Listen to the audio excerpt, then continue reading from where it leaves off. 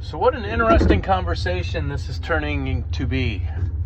Something that Rachel mentioned about the 1948 occupation of Israel by the Zionists has really stuck with me. And it's made me think about this maybe a little bit on the historic side, if you bear with me and permit me this. Zionists allowing for an occupation of Israel by the Jews, if I understand you correctly, that would be to imply the literal construction of what is literally the third temple, thus bringing about Armageddon, if I understand correctly.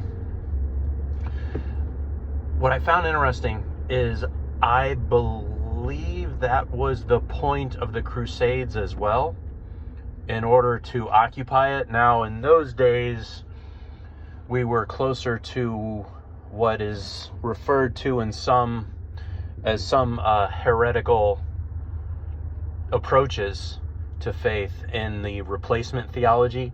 You know, the belief that Christianity is actually the replacement for the Jews in the Bible, and that had scriptural support with the, if I wanted to, I could raise these stones up, and it talked about grafting onto the vine, and people interpret it in such a way.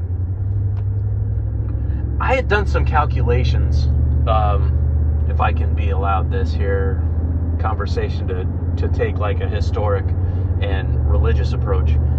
I had done some calculations that the temple that was constructed in Jesus's time was in fact the third temple, and it had been destroyed. And I can't remember quite how I had calculated. I believe the temple that the Romans destroyed was Herod's temple, and a pastor had sort of explained it away from me that no, it wasn't the third temple, but I don't really believe that. And if anybody is interested in doing a Bible study with me on this, we'll do a little Sunday school and calculate this, I feel like I'm right in this. In which case, many things spoken of in Revelation and many things post-apocalyptic happened in the time that Jesus was upon the earth. And to a certain perspective, if we allow ourselves to view it in that perspective, then I believe it can change how we feel about certain things and what we look for and how we interpret modern times. Like, I try not to make it any sort of a secret, and maybe it shines through and maybe it doesn't, but I don't allow my faith to be some sort of a secret. So when weird shit goes down, people sometimes ask me, like, hey, Ron, like, was it 7 years ago when it seemed like all of Australia was on fire? So, like, hey, Ron, what do you make of that Australia being on fire and this thing and that thing? And I'm like, man, I'll tell you what. When God himself was upon the earth and he was asked, hey, when's it going to end? Even he didn't know. So that's interesting if you want to go from a scriptural standpoint. And I paraphrase, right? Now, the situation with the Palestinians and the Israelites, and Israel is a multicultural nation. You know, there's Israeli Muslims, and I think the Jews as a people, if they were going to be constructing the third temple, you got the Dome of the Rock literally sitting where your temple needs to be built. So good luck getting that taken down, because those people who go to that temple and the type of people that go to that temple are not reasonable people. They will, some of them take their faith very ardently, very seriously, and they have whole countries dedicated to their religion, and even in today times, in a way that the Christian faith had whole countries dedicated to their religion. So, speaking of religion and the bone to pick with the people that are anti-Semitic,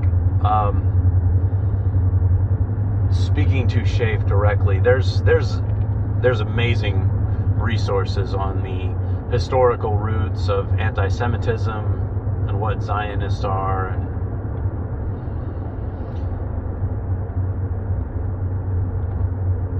I certainly hear the doctrine from Great White Stoke when he had his videos up about it, as well as Econ Recon, and they carry very similar gripes.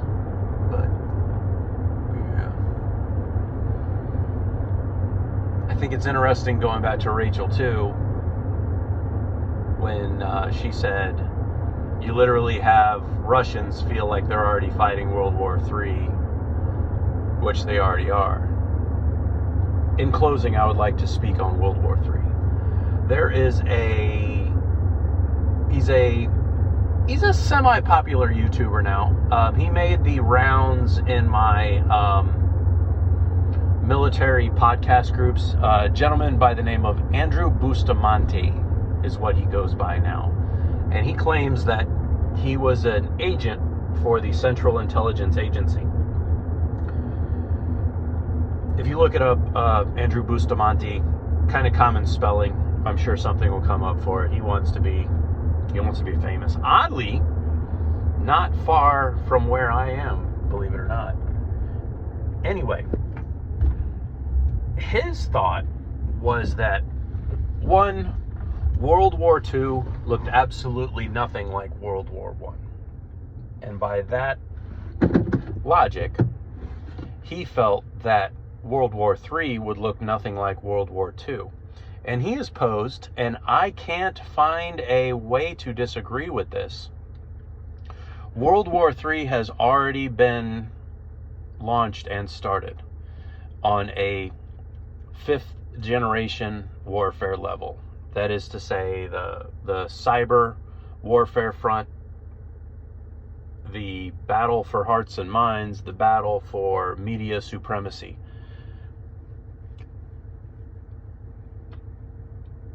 So I think to feel that World War III would be something that would resemble World War II, I like what Andrew says more than that.